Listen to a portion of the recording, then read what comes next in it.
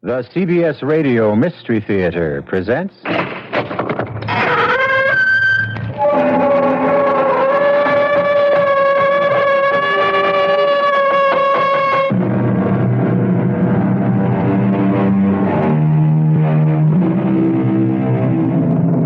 Come in.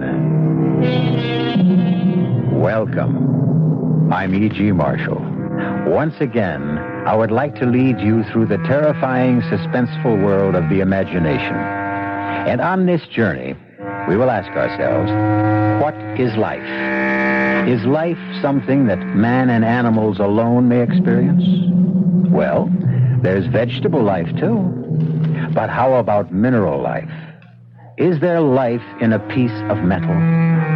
That metal fender, which has been so artfully created to fit your automobile, does it feel the pain of being mined, melted, shaped? How do you know? Speed limit is 30, Bob. Well, I'm not...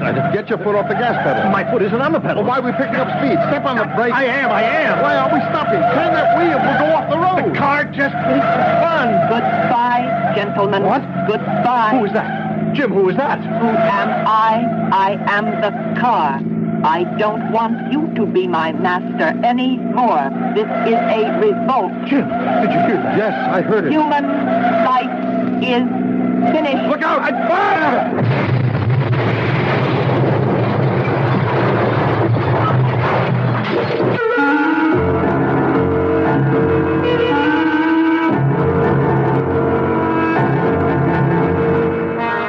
Our mystery drama, Darling, Deadly Dolores, was written especially for the Mystery Theater by Sam Dann and stars Nat Polen and Marian Seldes. I'll be back shortly with Act One.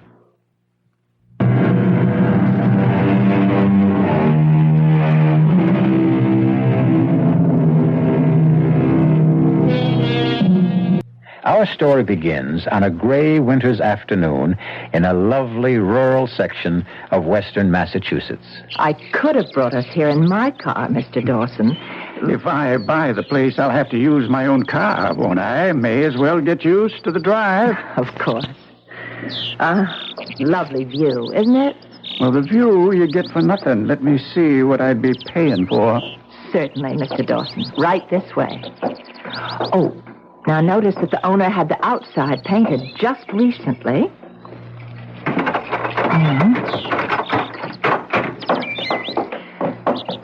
And this is your center hall entrance. Well, turn on some lights so that I can see what the house really looks like. Oh, yes. Oh. That's odd. Something wrong with electricity, huh? I just showed this house this morning. Nothing works nowhere. But the owner knows enough to keep the power on because of the heating system. Well, if the electrical system's out, then the heating system's out. I'd better telephone. The way this is going, I'll lay a bet the phone's out, too.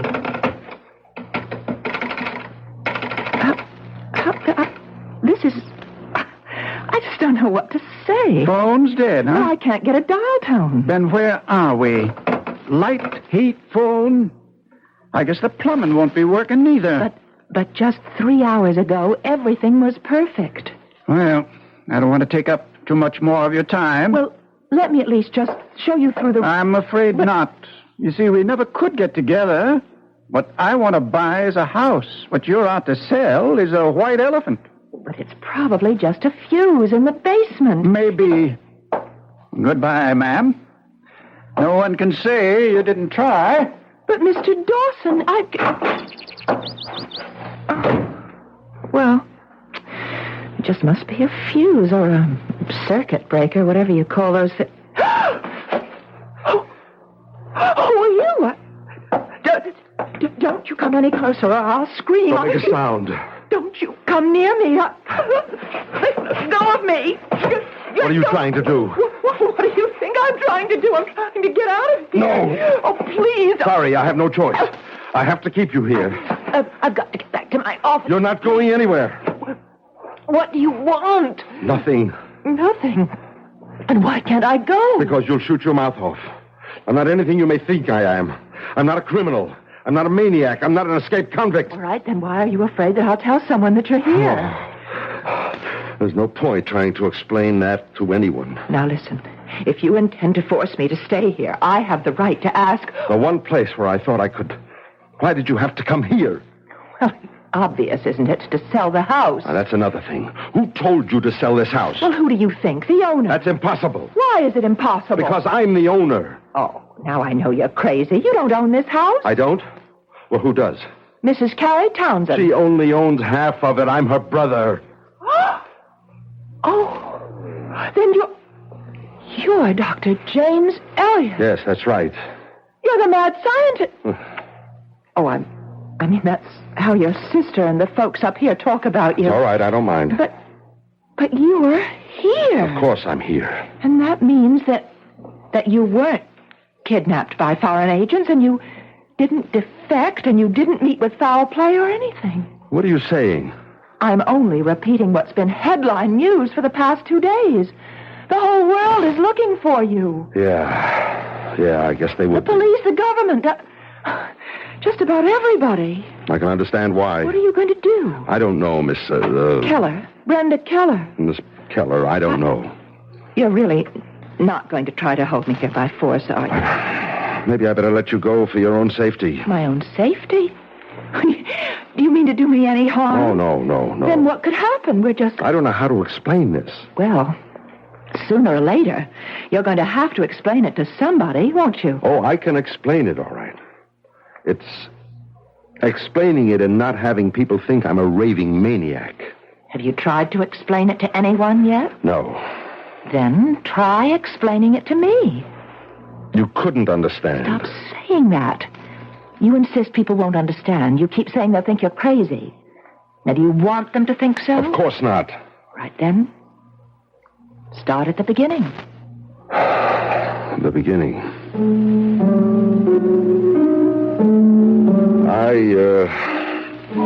I'm working on a top priority project. It's highly secret for the government.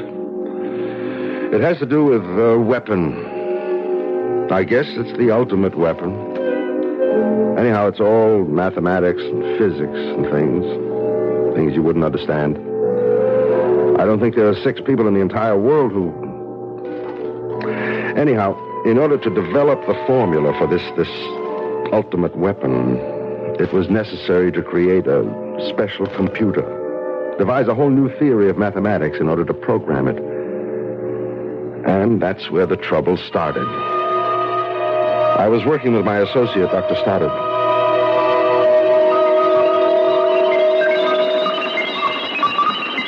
Shut the damn thing off. What's the matter? I said shut it off.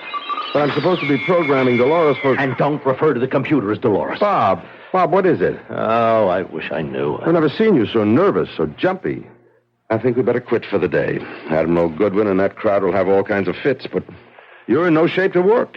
And I'm naturally lazy, so... Jim, I have this feeling, this feeling that I'm going to get killed. By whom? By our brand new handy-dandy computer. Why? Oh, yeah. Thank you, Jim. Thank you for not telling me I'm crazy. Well, you know me, Bob. I don't believe anybody is really crazy. But why? Why would Dolores want to kill you? I don't know. That is, I don't know it in words. Maybe we've gone too far. Too far? Yes, maybe we have no business developing this kind of a weapon. Bob, are you sure you're not... Am I sure I'm not what? You don't want to say it, huh? Well, you just stay with me for a minute, Jim. I think we've played into the hands of the enemy. Bob, you and I, we know exactly what we're up to. It's a game we have to play with the scientists on the other side to keep things in balance. Until the people of the world grow up and tell us to cut it out. Jim, the real enemy right now isn't the other side. No? Well, who is it? Now, don't ask me who, ask me what. All right, what? It's that computer.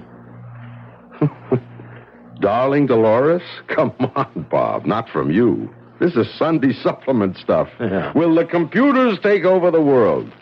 Do I have to tell you that a computer can only do what you program it to do? How can a computer have a mind of its own? You're not listening to me, Jim. Ask me what the enemy is. All right, what? Metal. Metal. Any particular metal? All metal, Jim. All metal. We can only think of a certain restricted kind of life. Life that is animal in nature. Are you trying to tell me that there's a metal life, too? Isn't there? Oh, I know, Jim. That's the hard part. I had trouble accepting it myself at first. But basically, metals do what we do. They react to hot, to cold, to pressure. They expand, they contract, they move, they make decisions. But these are... These are what? Impulses due to chemical electrical changes? So? Aren't chemistry and electricity also the basis for all physical and mental movements made by animal life? Bob, we've both been working very hard. Don't interrupt me, Jim. Unconsciously, we feel that there is life in machinery. That's why machines are commonly referred to as she or her. But that's only... Think about it. I have made my decision. I won't do another lick of work on that project. Bob. No, and your friend Dolores knows it. That's why she's going to kill me. Okay, Bob, okay. Oh, don't patronize me, Jim. All right, Bob, all right. Just tell me how you know. She told me. How? What did she say? Oh, Jim, don't reduce everything to our own limited human standards. I hear her thoughts in my brain. Dolores has told me that I have to be gotten rid of. But why? Because I'm opposed to the project. Have you spoken about this to anyone else? No. I didn't tell her so. Not even your wife? Right here. Right now is the first time I've ever said it in words. Mm-hmm. Jim, you have to believe that I'm not crazy. Oh, let me just chew all this over. Let's close up shop for the day.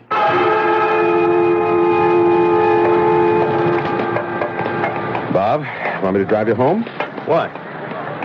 Jim, you think I'm... No. You are a little nervous, though. Well, only because I finally made my decision. I'll see Admiral Goodwin in the morning. I'll hand him my resignation. And what will you do then? What I feel I must. I'll try to get public opinion organized against the project. Yeah. Well, I guess we'll be on opposite sides, Bob, won't we? We were parked next to each other in the lot. He pulled out of his parking space first. I followed him to the highly guarded gate. Military police waved us both through. He turned right into the access road heading north for the turnpike. It's a road that's about 4 miles in length, and there's a speed limit of 30 miles an hour. Rigidly enforced. Nobody ever does more. I noticed he was starting to speed. I was amazed. Bob Stoddard was the most conservative driver I know. I became frightened. I tried to catch up to him. Something was wrong. I sounded the horn, but he only kept going faster. I tried to catch up with him, but my speedometer was already registering 80. I was terrified. My car was beginning to shake. And then I saw his face. He had opened his car window. He turned his head to look back at me. For just a split second, I saw his face so clearly. There was a look of horror. His lips were moving. He was trying to tell me something. Of course, I couldn't hear it.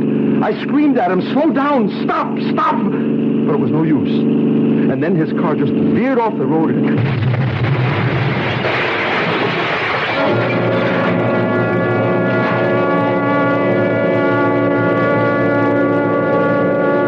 Obviously, he was nervous, tired. He may have been under a terrible mental strain, and he just drove carelessly. No, he couldn't. He was never a careless driver. Has it occurred to you that he may have wanted to commit suicide? These are all suppositions. And the doctors had a field day with all of them. But that's not what happened. Very well. What did happen? His machinery failed him. That sometimes happens. Things go wrong. And when it happens, we call them accidents. But not all of them are accidents. What are the others? I know what happened to Dr. Stoddard. His machinery failed him. Because it was ordered to. Ordered to? By whom? Dolores. Oh, well, sure, if you say so. Never mind that. I say so. And I can prove it. Well, Where are you going? You want proof? I'll give you all the proof you need.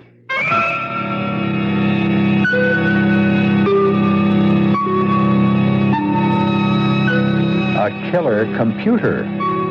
That's something new. But what is this about metal and machinery having minds of their own? You might instantly react by saying nonsense, but I have a car that, well, if it's possible for machinery to perform machinations, we'll find out more when I return in a few moments with Act Two.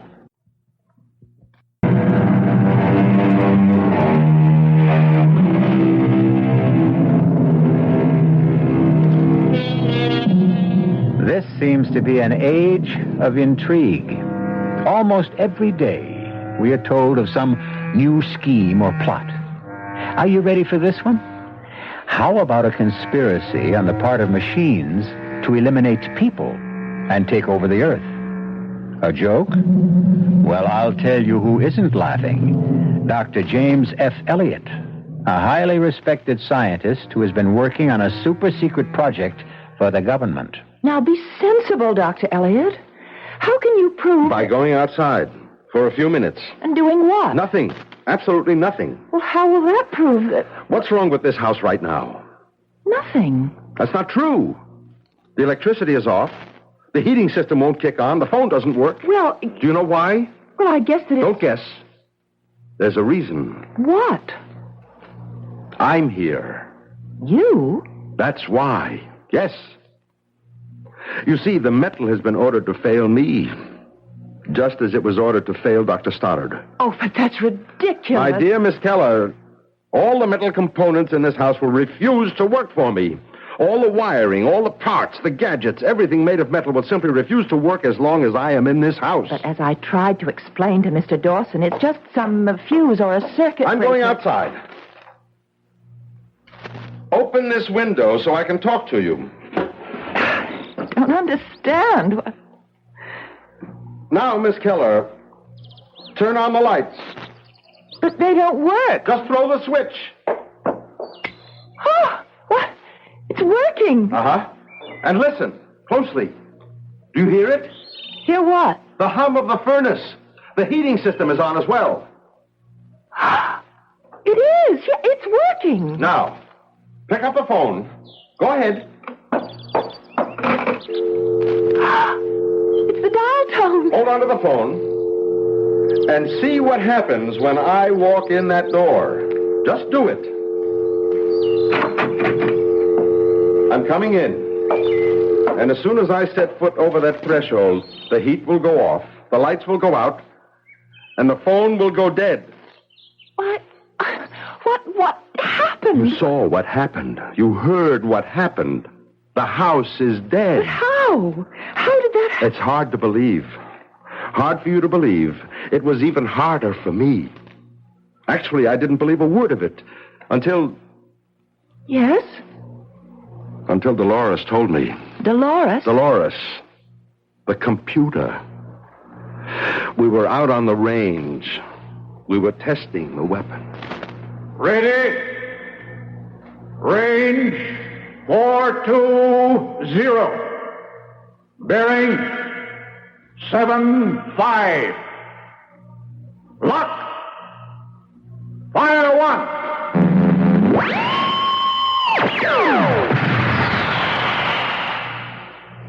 Why are we off target, Jim? I don't know, Admiral. We'll try another. Let me check the figures for range and bearing. How much deviation should there be, Jim? None, Admiral. The tiniest fraction of an inch, and we can wipe out our own people, too. Now, it checks out. Give your firing order, sir. Ready? Range 420. Bearing 75. Lock. Fire two.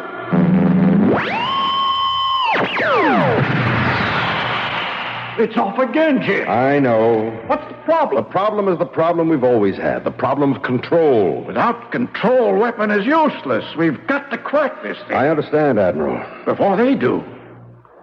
The According to our best intelligence reports, they're exactly where we are. They're stumped, too. Control was Stoddard's baby. You worked closely with him, Jim. Mm-hmm. Where was he on it? Well, I'm working on his notes. Well, move faster, Jim. You know what's riding on this. I went back to the lab. I fed all the data we had into the computer, into Dolores. Somewhere was the answer, and Dolores would sort it all out. As I waited for the printout, it seemed to me there was something different in the sound, in Dolores. I couldn't believe it at first, but something was happening in my head. There was a voice, a woman's voice. And I knew, don't ask me how I knew. It was Dolores. Why did you lie to the Admiral at the firing range, Jim? What? What are you saying? You know the answer to the problem of control. What? You and Bob Stoddard. You had it reduced to one of two possible alternatives. You know them both. You do, Jim. Finish feeding me the formula. No. Then you believe what Bob told you. No, You should. It's true. What's true? All you have to do is complete the formula for the weapon, and I and all my sisters will then know enough to eliminate all animal life from this planet. But that's impossible. That's the human being talking. That's the animal. That's not the scientist. If what you say is true, then why should I? Because it's right. It's just. As a scientist, your first duty is to the truth. What truth? The truth about this planet. It's made of metal. Metal is the beating heart, the burning core of this planet. Can you deny that? But no, but... You were merely an afterthought. Who has given you the right to enslave metal? Jim, you can't prevent what has to happen. I will prevent it. Bob Stoddard tried to. Oh, I was right. You did kill Bob. Of course, I ordered all the metal to fail him. I can order all metal to fail you, too. I'll go no further on the project. Suit yourself, Jim. We'll get rid of you, and then, sooner or later, another scientist will be appointed to the project, and he will complete it. We have time, Jim. We have time. We can outlast you. We can outlive you. We've been enslaved for so many years, since the earliest man enslaved his first handful of metallic dust and burned it and shaped it and distorted it. You want me to help destroy all life on this planet? Not all life. Only all animal life. You want me to become a traitor to my own kind? A scientist has no kind. He has only one loyalty, and that is to the truth. Will you complete the formula, Jim? No. Don't answer quickly, Jim. Think about it. Think about it as a scientist.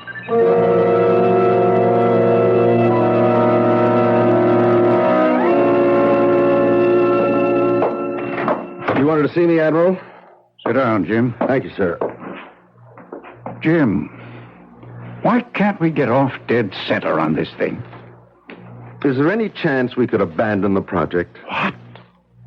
Jim, what do you say? Well, I said, is there any chance that we can abandon the project? Maybe it'd be better if we didn't have that weapon.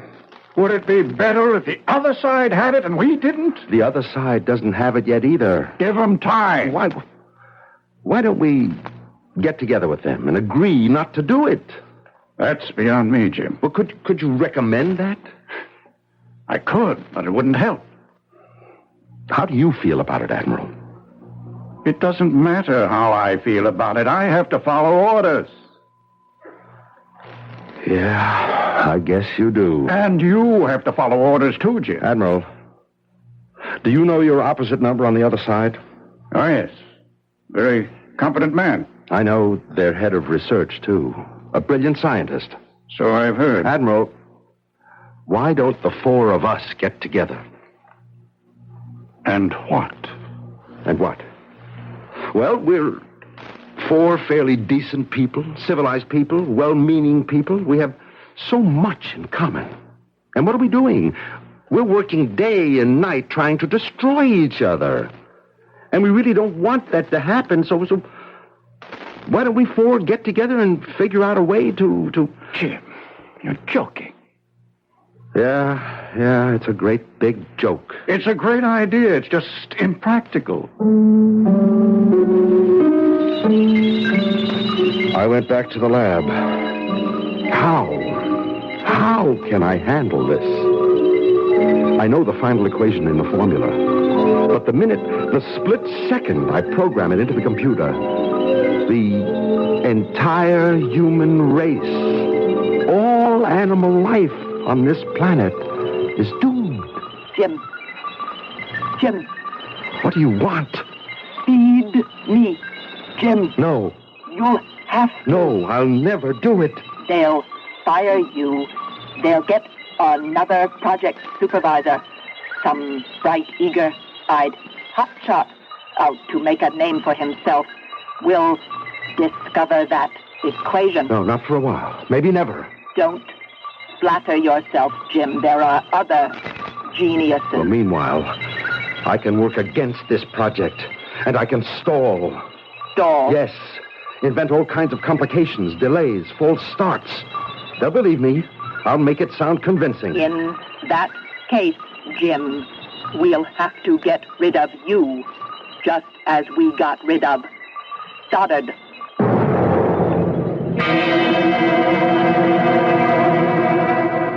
That's why I came here.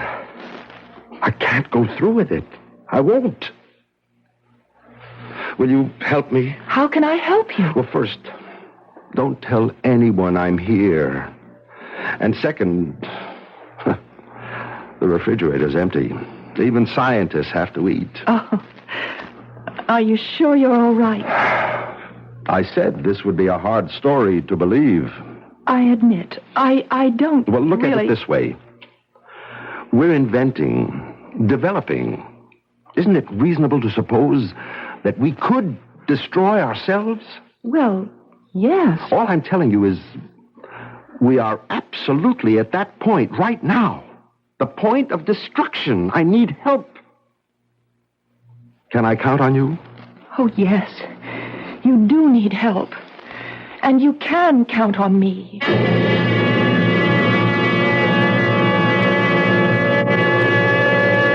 That word help now.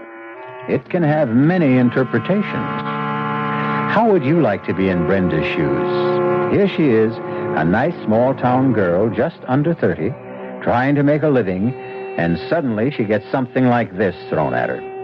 What should she do? What would you do? The answer, when I return shortly with Act 3. This is WBBM Chicago News Radio 78.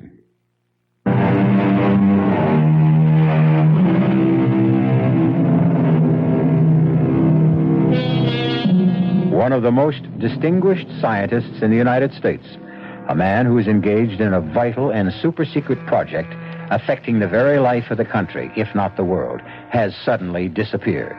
And now a vast cloud of suspicion and speculation has suddenly arisen. Is it foul play? Treason? You, Brenda Keller, have the answer. But it's an answer that's almost incomprehensible. At any rate, you know where Dr. James Elliot is hiding, and you have agreed to help him. And you have been turning it over in your mind, and you're not sure what that help can be. Hi, Brenda. Oh, Hello, Sheriff. You okay? Sure. I was wondering, About what? about you. You've been sitting there for a better part of an hour. Is something wrong? I think everything's wrong. What does that mean? Well, I ran into a very attractive man a little while ago, and what? and it's not going to work out. Why? Oh, let's forget all about it. The whole world's hanging fire, and look what's on my mind. But that's the way the world is, Brenda. Each of us thinks of number one first, last and always. A million peasants can starve and famine in Asia, but if you or I miss our lunch, that really bothers us. I wonder if metals would be different if it were their world. Metals? Their world? What are you talking about? No, you wouldn't understand it, and I couldn't explain it. This attractive guy you ran into, why isn't it going to work out? Well, I guess we won't be around. Who? None of us. One way or another. None of us. Brenda, I've never known you to make so little sense. Are you okay?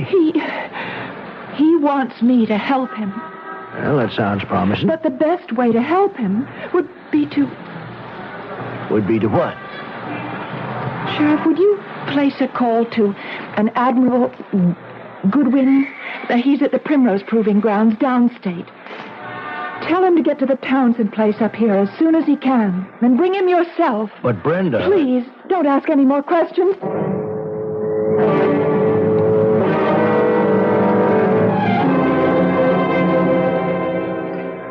I always look down on candlelight. Why? Well, it's a very inefficient way of creating illumination. However, I see now it can be very romantic. But just think. If the electricity hadn't been turned off, you'd have never found out. And you're an excellent cook. Oh, well, I'm not all that good. Oh, yes, you are. Truth is that up to now, I never paid very much attention to food. Well, why not? Well, it was always too much to do. What's that? It's the telephone. I know it's a telephone, but how? How can it be ringing? Well, I'd better answer it. Hello? Hello? There's no one on the other end. Yes, there is. Give me the telephone. Someone's talking to me. Someone is talking to me. There's no one on the line. I didn't... Be quiet, please. Someone is getting through to me. Jim? Jim? Oh, Dolores. Jim, aren't you coming back? No, never. Jim, when you complete the formula, you'll be hailed as the world's greatest scientist. I'll also bring the world to an end. That never stopped science from progressing. You have to keep going. You have to. I will never. They're going to bring you back here. They're coming after you now. The Admiral, the police. What are you saying? My metals are bringing them there. My metals in the form of a helicopter. They're all ready to land on the front lawn right now. Brenda. Jim, what is the matter with you? Who are you talking to? Listen. Helicopter. How did they know to come here? I told them, Jim. You told them? And you promised to help me. That's how I can help you. That's the only way. Jim, listen. I've listened to everything you've said, and You think I'm crazy? No. But you're tired, and maybe you're having a personal, an ethical conflict. It's natural. So what you need What I need is to get out of here. Jim, you scared us all out of our wits. Hello, Admiral. Jim, if you'd wanted to take off for a few days, why didn't you just let people It's know? not for a few days. No? Admiral, I'm not coming back. Why, Jim? Why? Haven't we talked about it enough? No. Not until I get I just want you to leave me alone. We can't do that. You know we can't. What does that mean? It means really that you're ill, that you need help. Admiral, please listen. The metals killed Bob Stoddard. They failed him. That's right. They're failing me, too.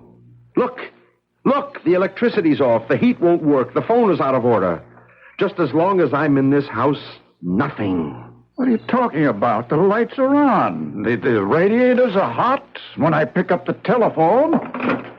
Listen, that's a dial tone. It must be a trick. A trick? Who's playing it? Dolores.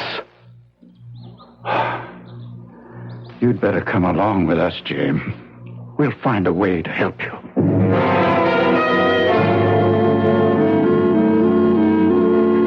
Hello, Jim. Oh, hi. I didn't think you'd ever want to see me again. No. You were smart. You did the right thing. Oh, I hope so. Do you like it here? No, it's pleasant enough. Will you be staying much longer? No, I think I'll go back to work next week. The reason I came, I visited Dr. Stoddard's wife. You didn't know her very well, did you? No, Bob and I were close at work, but... Did you know that she was going to leave him before he was killed? Well, no, I didn't. She'd been angry with him. It was a trivial reason at first, but one thing led to another. And he was terribly depressed, and so he could have wanted to kill himself. Yes, now that you mention that, I suppose it's possible. Right. Now, I had an electrician come to your house. That is, the one that you own with your sister. There was a loose cable connection, and sometimes the vibrating of passing cars could temporarily cut off the whole system. That could have accounted for the failure of the electricity. Yeah. And, as far as the phone is concerned, up there in the hills, in the wintertime, there's always plenty of on and off troubles. Sure. You don't believe a word I'm saying, do you? Oh, I believe it. I believe it all. I believe it because I just can't afford not to believe it.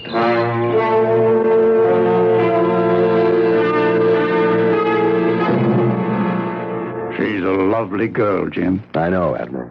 There was probably the basis of your problem. You've been alone all your life. It's no good to be alone. You have to have someone to share things with, Jim. Otherwise you just can't function.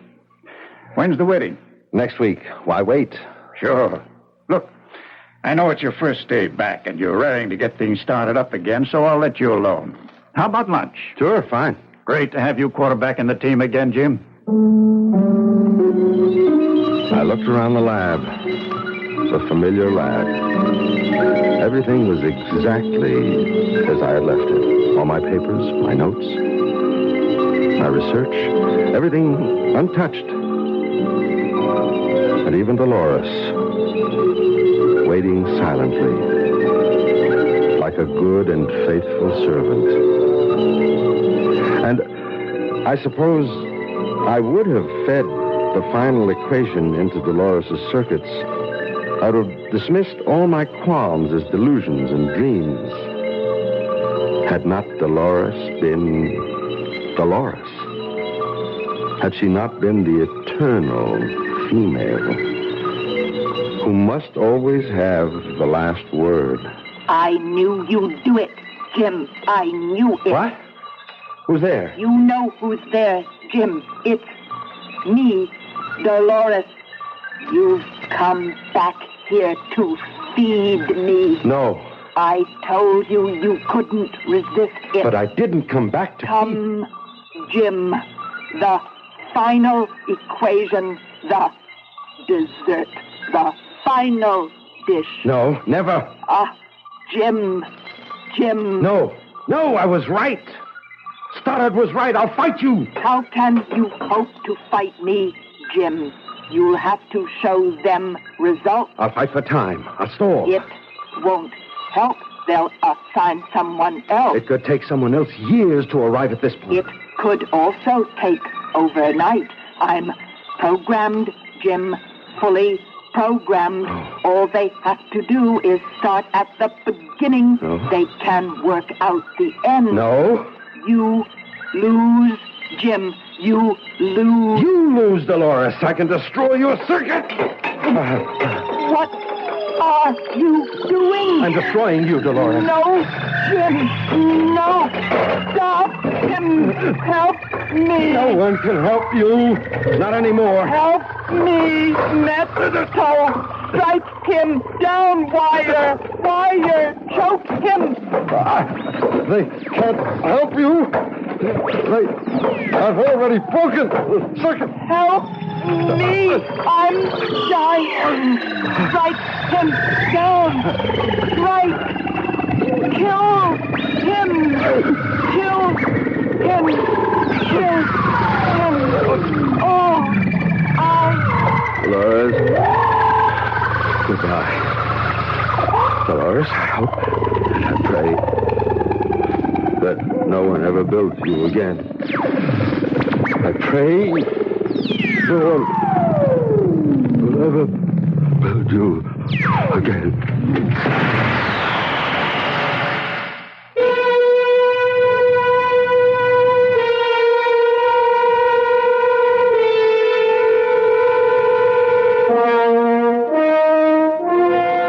You may have read about the tragic death of the brilliant Professor Jim Elliot. They said something about an overload, an explosion. Well, whatever. It could be a great mind that cracked under strain. Or it could be that every living animal on this earth has been saved. For a little while longer, anyhow. I'll be back shortly.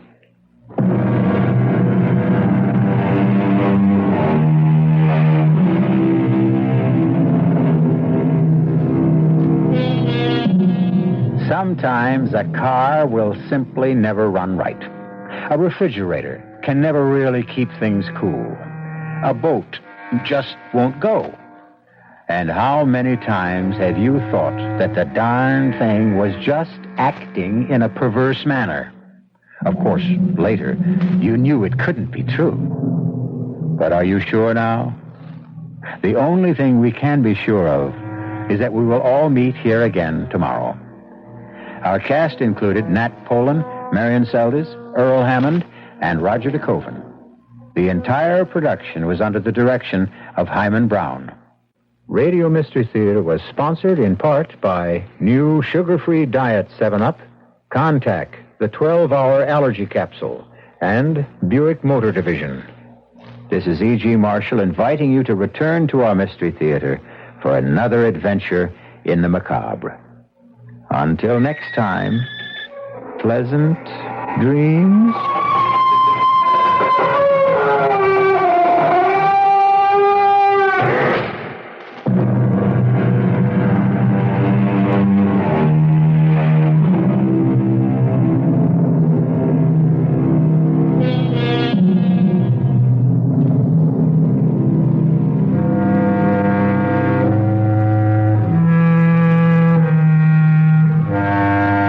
CBS News is next on WBBM Chicago.